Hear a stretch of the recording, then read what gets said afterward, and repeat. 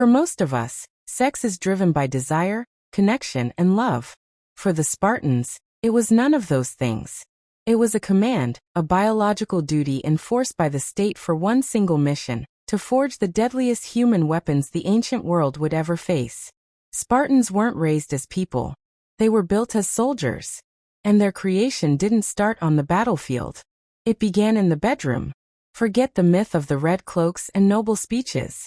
Behind the legend of the 300 lies a disturbing truth. A cold system of human engineering, so severe it makes the darkest dystopias seem almost merciful. At the core of this machine was absolute state control over reproduction. In Sparta, personal choice meant nothing when it came to love or family.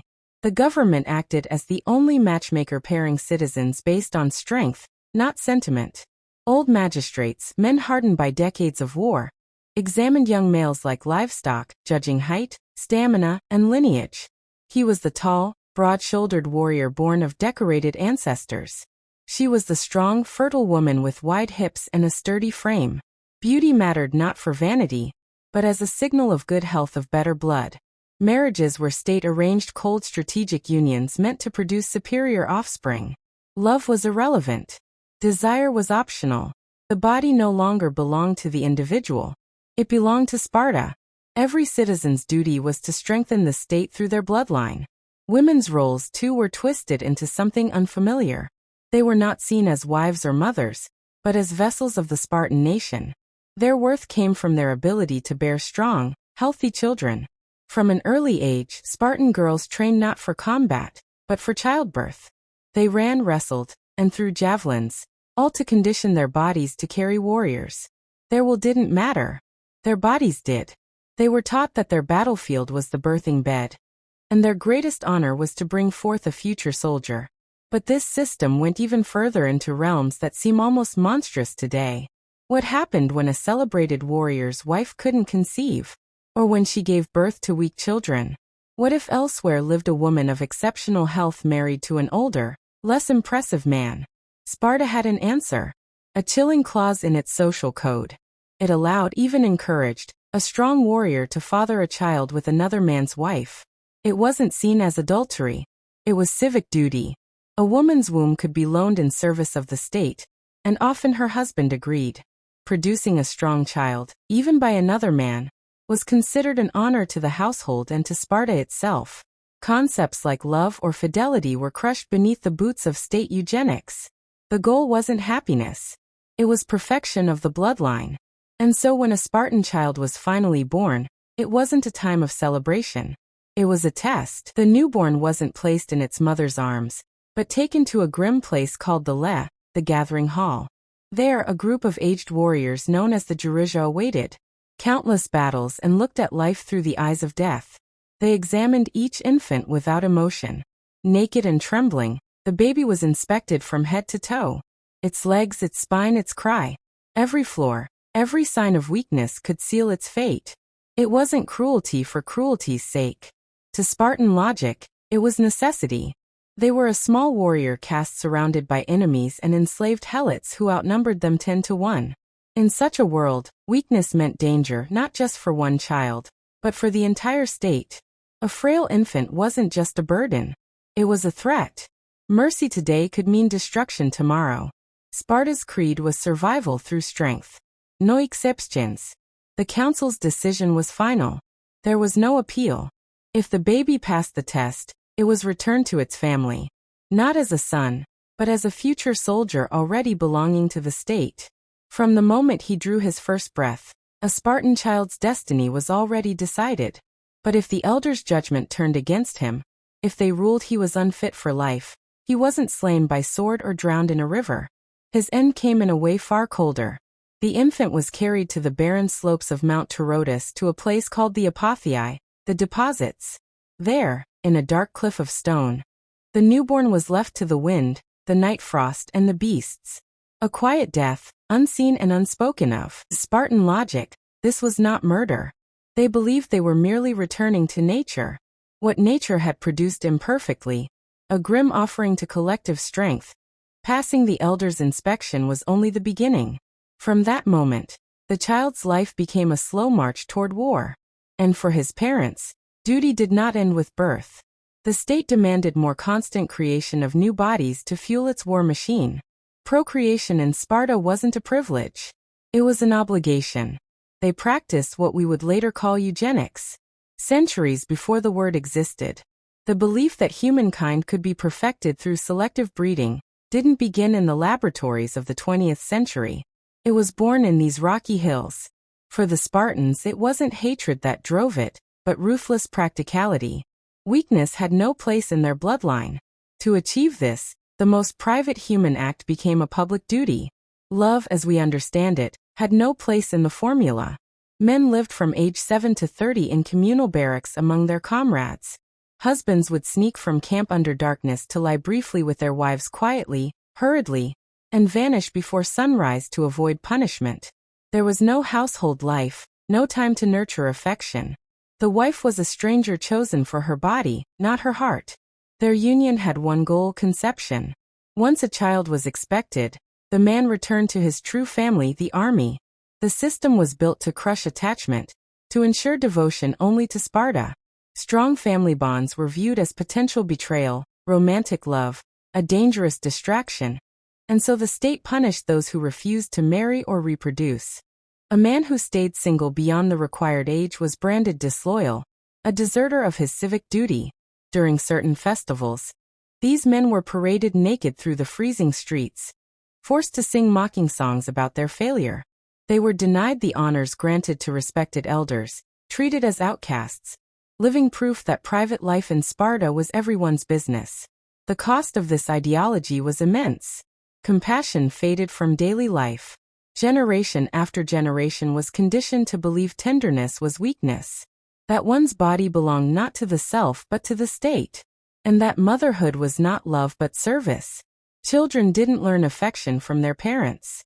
They learned obedience from their trainers. Mothers handed their sons to the state at 7, whispering only, "Return with your shield or on it." That phrase wasn't empty pride. It was the end point of a culture that had erased maternal love and replaced it with fanatic devotion to Sparta's glory. If reproduction was the forging and inspection, the testing, then at 7 years old came assembly, the true creation of the weapon. The state that engineered his birth now came to claim ownership. This was the beginning of the Agoge, the harshest and most effective training program ever devised by humankind. It was a system that shattered children and rebuilt them in the image of the perfect warrior. Picture it. You are 7, torn from the only warmth you've known. Your mother doesn't weep. She simply hands you over. From that moment, your new family is your agila, your training unit, your cold barracks. Your father becomes an instructor, not to teach reading or writing, but endurance. You will not live in a home again until you are 30. And by then the word home will mean nothing. The first lesson of the Agoge was simple and merciless. Comfort is the enemy. The Spartan boy slept on a bed he had to make himself. Reeds torn by hand from the banks of the Euroas River. No knife allowed. His only clothing was a single rough tunic, the same garment for the burning summers and the freezing winters. And above everything else, he was always hungry. The rations were intentionally meager. A slow starvation planned with mathematical precision. Yet this deprivation wasn't just cruelty. It was strategy. The boys were ordered to make up the difference on their own through theft. In Sparta, stealing wasn't a vice. It was a lesson. It honed stealth, patience, and daring. A warrior who couldn't slip unseen into an enemy camp and steal food was worthless. So the boys learned to move like shadows through their own city, scavenging for scraps, like wolves. But if you were caught, the punishment was merciless. You'd be flogged without pity, not for the act itself, but for being foolish enough to get caught. The sin was incompetence, not theft. The message cut deep. Success justifies everything. Failure has no excuse. On the battlefield, being caught meant death, not just for you, but for everyone beside you. The Agoge made sure that lesson was branded into flesh. This wasn't simply training soldiers. It was manufacturing predators. Far, sharp, calculating, stripped of ordinary morality. In their world, right and wrong dissolved into one question. Did you succeed or not? They learned to lie, to vanish, to read weakness, and to obey without hesitation. They were indeed brothers, but brothers bound by pain, rivalry, and fear. Starvation and theft were only the opening chapters. The next lessons were far darker, designed to break the child's mind before rebuilding it. The human body adapts quickly to hunger, cold, and blows. But the real war of the Agoge was waged inside the skull. Sparta didn't just need muscle. It needed minds honed to blades, spirits emptied of self, loyal only to the state. Having conquered the body, the instructors now targeted the soul, their weapon, silence. Our word laconic, meaning brief in speech, comes from Laconia, the region of Sparta. That's no coincidence. Spartan children were taught that words were tools, not toys. Talking idly, making a foolish remark, or asking a pointless question was punishable. Teachers hurled questions meant to provoke sharp, precise answers. Hesitation or dullness was met not with words, but with pain. Sometimes the instructor would bite the offender's thumb. A small but unforgettable lesson in thinking before speaking. Silence became armor. Every word had to strike like an arrow. Yet, the worst cruelty didn't always come from their elders. It came from each other. The training pyramid guaranteed that. Older boys called IDs ruled the younger like tyrants, commanders, jailers, tormentors in one. At meals, they launched verbal ambushes. Who is the bravest man in Sparta? What do you think of the king's last campaign? Is theft honorable? There were no right answers, only traps, a stumble, a pause, the wrong tone, all invited ridicule or blows. Humiliation was public, constant, and deliberate. This was not random bullying. It was institutionalized cruelty. A state-designed system to forge minds that could stay cold under interrogation or chaos. Each child learned to think like a politician and fight like a beast. Walking a minefield of words and glances where one mistake meant pain or exile. Rivalry was fuel. Aggression earned respect. Trust no one. Expose others' weaknesses. Hide your own.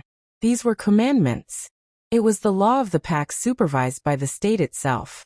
All this daily brutality led to one of the most horrifying rituals of all. The ceremony at the altar of Artemis Ortha. Artemis, goddess of the wild and protector of the home, demanded a bloody offering. Cheeses were placed upon her altar. The boys' task was simple in theory. Run, seize them, escape. But to reach the altar, they had to sprint through a gauntlet of whips. Leather lashes sliced through the air, tearing flesh with every step. It wasn't a contest of speed or reflexes. It was a test of one thing alone. How much agony a future Spartan could endure without breaking. The true test was never about stealing cheese. It was about standing silent under the whip, enduring agony without a scream, a tear, or the faintest sign of weakness. To cry out was to disgrace yourself. Plutarch himself described young Spartans dying at the altar, smiling as their lifeblood soaked the ground, dying proud, having proven they were worthy. This was their graduation, the Agoge's final ceremony. A baptism by blood meant to purge every trace of fear and softness, forging men into living steel. But when a society burns away every weakness, what fragments of humanity are left behind? What remains of the soul after it's been hammered into a weapon? What Sparta created was a paradox. Men of unmatched strength yet emotionally hollow. Warriors of flawless discipline yet warped morality.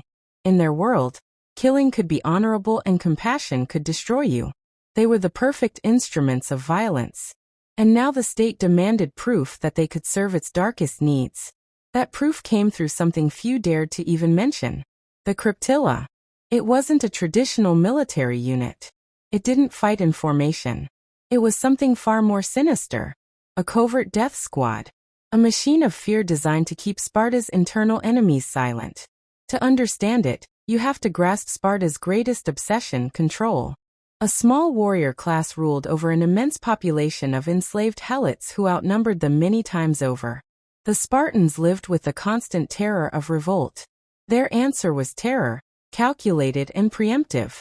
Each year, a select group of elite graduates from the Agoge, the strongest, most cunning and utterly ruthless, were sent into the countryside with only a dagger and a few scraps of food.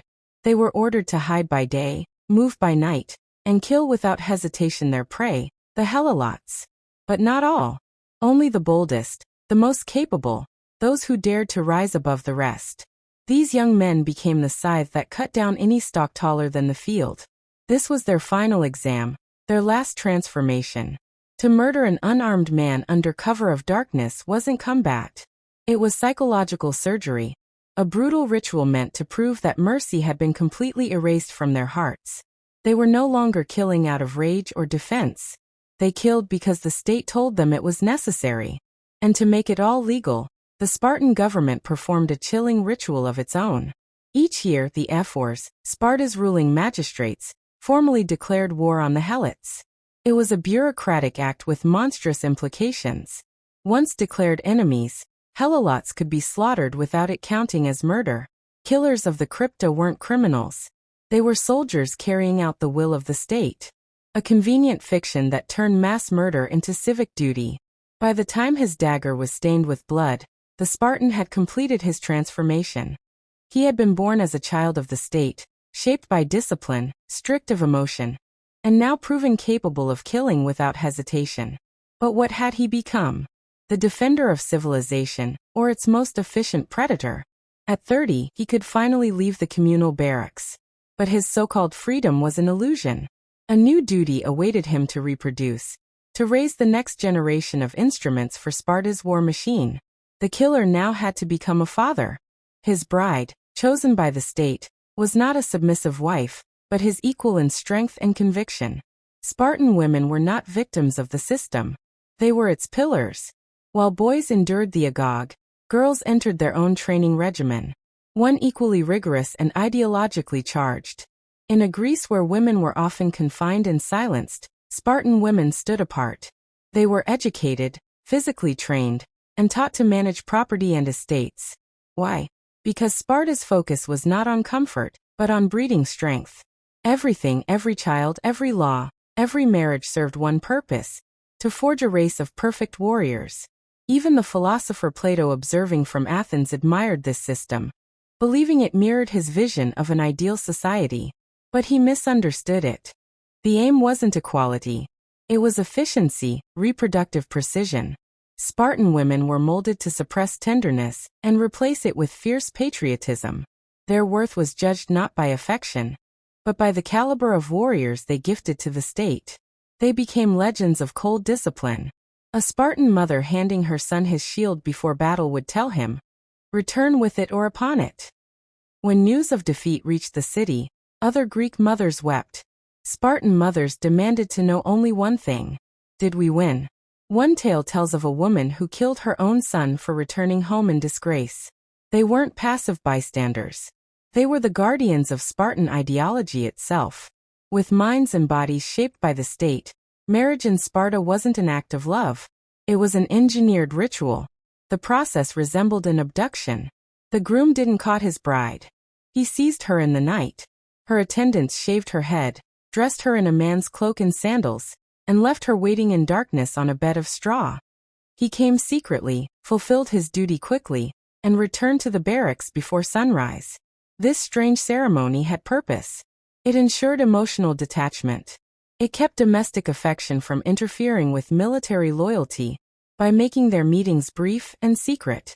The state believed passion would remain high, conception more likely, without the distraction of love or comfort. It was the pinnacle of the Spartan system. Two products of indoctrination, male and female, joined in darkness, bound not by love, but by decree. Their mission was singular: to reproduce strength. A perfect soldier paired with a perfect mother, the human assembly line of Sparta. Yet within this perfection lay a slow and silent poison. For 3 centuries, the machine worked flawlessly. Sparta dominated Greece, its warriors unmatched, its discipline legendary. But the flaw that would destroy it wasn't foreign. It was bred into the system itself. The first poison was demographic collapse.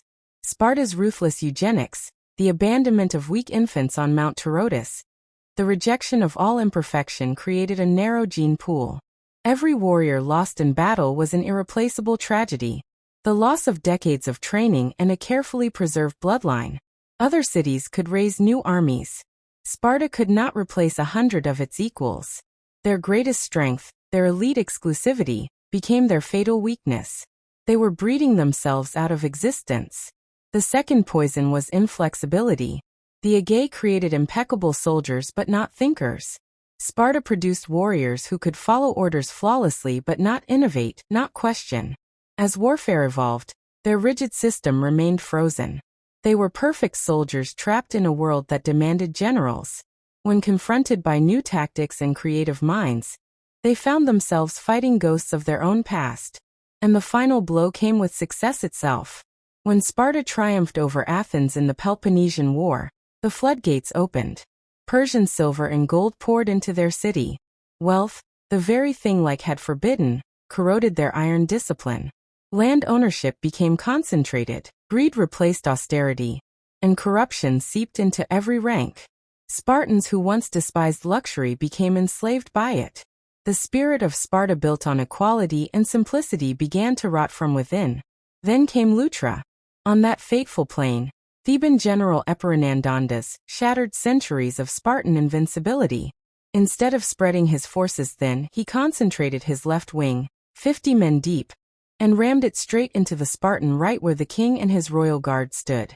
Innovation crushed rigidity. The unbreakable phalanx collapsed. For the first time in living memory, a Spartan king fell in battle. His army annihilated beside him. Sparta's power was broken. With hundreds of its finest men dead, the city's warrior caste was crippled beyond recovery. The empire that had terrified Greece for generations faded into irrelevance. By the Roman era, Sparta had become little more than a curiosity, a living museum where travelers came to watch reenactments of its brutal customs, echoes of a once great civilization. In the end, the tale of Spartan breeding practices is more than history. It's a warning. A people so obsessed with perfection that they sacrificed everything human to achieve it. They succeeded in creating the perfect warrior, and in doing so sealed their own extinction. The machine that forged heroes eventually consumed itself, leaving behind nothing but ruins and the whisper of a greatness built on cruelty, and undone by its own perfection. Want you to create a text-to-image prompt for the entire script, for any word in the script, so that I can visually present it. I want the main character in the prompts to remain consistent. When I enter the prompt into the text-to-image generation tool, it should produce the same character every time. I will provide you with a sample prompt that I want you to follow strictly. You should only change the scene. Everything else must stay the same. Here is the prompt. A dramatic historical oil painting in the style of the old masters, painted in a dark, moody, Baroque palette with highly detailed brushwork, evoking the style of Rembrandt or Carava. Give me image from canceling by scene. Give me image prompt scene by scene from this paragraph.